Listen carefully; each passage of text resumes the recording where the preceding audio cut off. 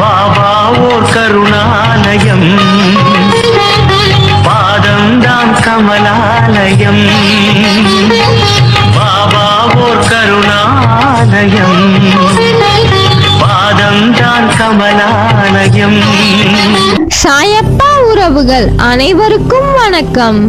சாயப்பா மேல் நம்பிக்கை வைத்து அவரை நினைத்துக் கொண்டிருக்கும் உங்கள் அனைவரின் வேண்டுதலையும் சாயப்பா நிறைவேற்றுவார். நல்லதையே நினைப்போம், நல்லதே நடக்கும். இன்றும் சாயப்பாவின் அருள் உங்களுக்கு இருக்கும். நம் மனதிற்கு இதமான சாயப்பாவின் இன்றைய அருள்மொழியை கேட்போமா? அன்பு குழந்தையே, வாழ்க்கையில் அடுத்த நிமிடங்கள் என்ன நடக்கும் என்பதில்தான் மனிதனின் வாழ்நாளுடைய அர்த்தங்கள் அடங்கி உள்ளது. அந்த அர்த்தங்களுக்கு தான் ஓடுகின்ற ஓட்டம். அதில் நிதானமாக ஓடுபவர்கள் சில பேர். சிலர் எதற்காக, ஏன் என ஒன்றும் தெரியாமல் ஓடுகிறார்கள். இந்த தற்போதைய உலகத்தை பார்க்கும் போது விடிவது அதில் ஓட்டம் மட்டும்தான் கண்களுக்கு தெரிகிறது. ஏதோ சிறு சிறு இடங்களில் அன்பு, பரிவு, பாசம் என சிலரின் மனதில் பார்க்க முடிகிறது. அப்படிப்பட்ட சூழலில் என் பிள்ளைகளான நீங்கள் என் கண்களுக்கு வித்தியாசமாக தெரிகிறீர்கள். நேர்மறை உலகில், நேர்மறையான சூழ்நிலையில் மனிதர்களிடத்தில் வாழ்வது சுலபம். நேர்மறை உலகம்தான். ஆனால் சில மோசமான எதிர்மறையான குணங்களை நீங்கள் கடந்து வருகிறீர்கள்.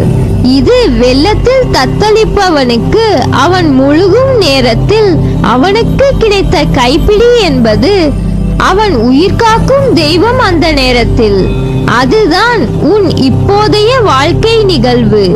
நீ எதற்கும் பதைக்காதே. என் கை எப்போதும் உன்னை காக்கும். விரைவில் நீ மேலோங்கி உன்னை பார்த்து நகைத்தவர்களை உன்னை நிமிர்ந்து பார்க்க செய்வாய்.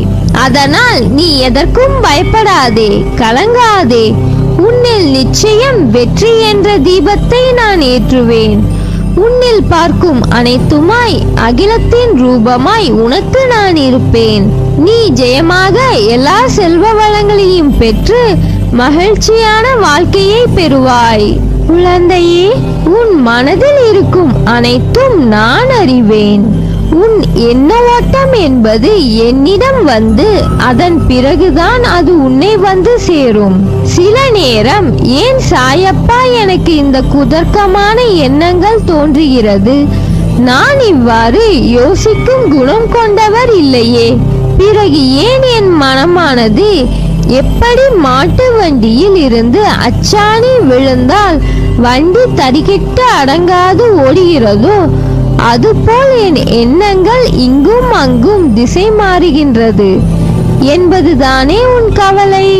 அந்த அச்சாணி முறிவதற்கு முன்னரே நீ சுதாரித்தால் உன் வாழ்க்கை என்னும் பயணம் சுகமாகி இருக்கும்.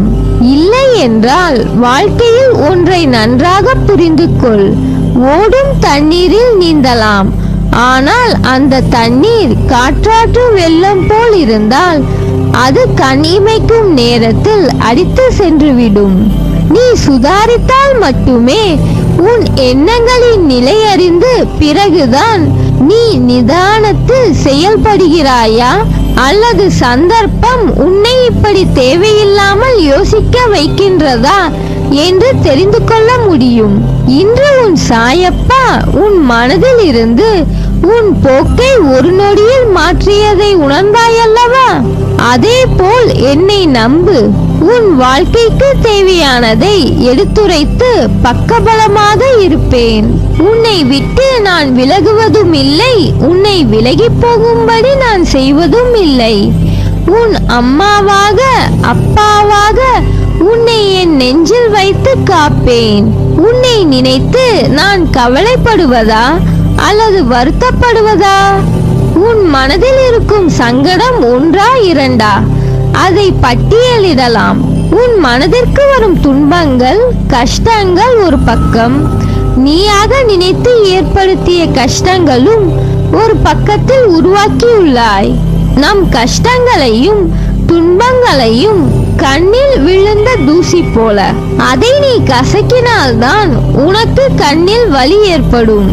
அதை போலவே உன் துன்பத்தை மட்டுமே நினைப்பதால் தான் இன்று வரை நான் உனக்கு அளிக்கும் விஷயங்களை உன்னால் சரிவர புரிந்து கொள்ள முடியவில்லை. நீ என்னை பார்க்கும்போது கண்ணில் ஆனந்தமும் மனதில் வேதனையும் தெரிகின்றதே.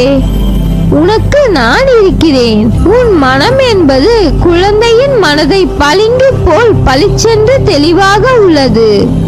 ஆனால் நீயோ அதை உணராமல் தேவையில்லாத விஷயங்களை நினைத்து புலம்பி தவித்துக் கொண்டிருக்கிறாய். இவ்வுலகில் தவறு செய்யாதவர்கள் என்று யாரும் இல்லை. சிலர் தெரிந்தும் சிலர் தெரியாததுமாய் செய்கிறார்கள். அவர்களுக்கான சூழ்நிலை, நேரம் மற்றும் அவர்களின் வினையின் பயனால் செய்த தவறுக்கு மனவலியும் வேதனையும் அடைகிறார்கள். உன் மனதில் ஏற்படும் அனைத்திற்கும் பொறுப்பு நானே. உன் தவறை நினைத்து வருந்துகிறாய், திருத்திக் கொள்ளவும் நினைக்கிறாய். அது அப்படியே நடக்கும். அதை நிறைவேற்றி தருவேன். நீ கவலைப்படாதே. எதற்காக பயணப்படுகிறாய்? எதற்காக பயப்படுகிறாய்? நான் இருக்கையில் உன்னை நிச்சயம் செம்மைப்படுத்துவேன். உன் துன்பம் காற்றாடி போலவே தான். காற்று எந்த திசையில் இருக்கிறதோ அந்த திசையில் தான் அது பறக்கும். அதை வேறு பக்கம் திசை திருப்ப நினைத்தால் அது பறக்காது. அதுபோல்தான் உன் வாழ்க்கையும். உன் வாழ்க்கை என்னும் காற்றில் துன்பமும் சந்தோஷமும் இரண்டும் ஒரே அளவுதான். சந்தோஷத்தை ஆனந்தமாய் எடுத்து ரசிக்கிறாய், கஷ்டத்தை கண்டு ஓடுகிறாய். அதனால்தான் அது உன்னை துயரத்தில் துரத்துகிறது.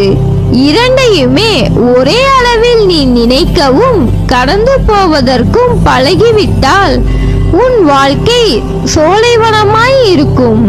எதற்கும் பயப்படாதே. யாரும் துணை இல்லை என்று நினைக்காதே. மிக விரைவில் வெற்றி காண்பாய். குழந்தையே, நீ உன் லட்சியத்தில் வெற்றி அடையும்படி செய்வேன்.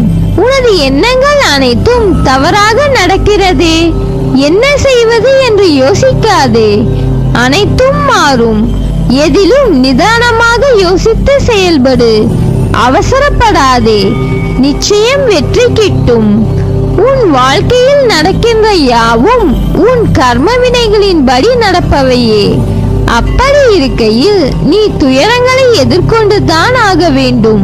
உன் கர்ம பந்தத்திலிருந்து விரைந்து விடுபட உன்னால் முடிந்த அளவு பிறருக்கு நீ நன்மை செய். உன்னிடம் உதவிக்கு வருபவர்களை உதாசீனப்படுத்தாதே. உன்னால் முடிந்த உதவியை நீ அவர்களுக்கு செய்.